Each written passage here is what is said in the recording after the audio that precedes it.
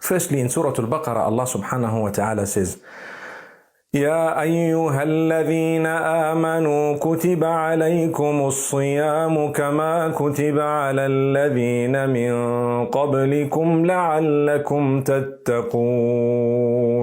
O you who believe, fasting has been prescribed upon you just like it was prescribed upon those before you, in order that you may achieve God consciousness. Taqwa. Taqwa has an encyclopedia full of meaning, subhanallah.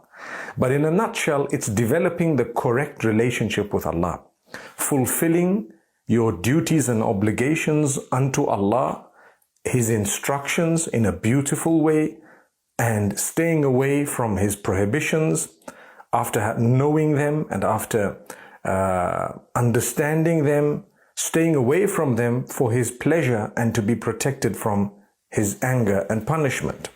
So that is taqwa. So Allah says, it has been prescribed upon you in order for you to become conscious of Allah. Now, notice when you're fasting, the first thing you become conscious of is your food. You're not supposed to be eating and drinking. That's with the masses. The bulk of us, the first thing when we talk about fasting, the first thing that crosses the mind is, we're going to have to be staying away from food and drink. Alhamdulillah. So, you become conscious of food and drink. Did you know that you could earn the pleasure of Allah through food and drink if you were to eat that which is halal and pure and clean and tayyib, meaning it's been nurtured in the correct way and so on.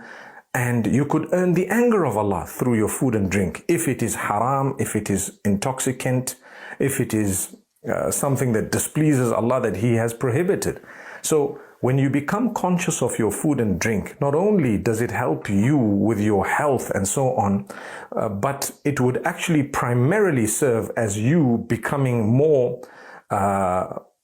conscious of what goes into your mouth. Subhanallah.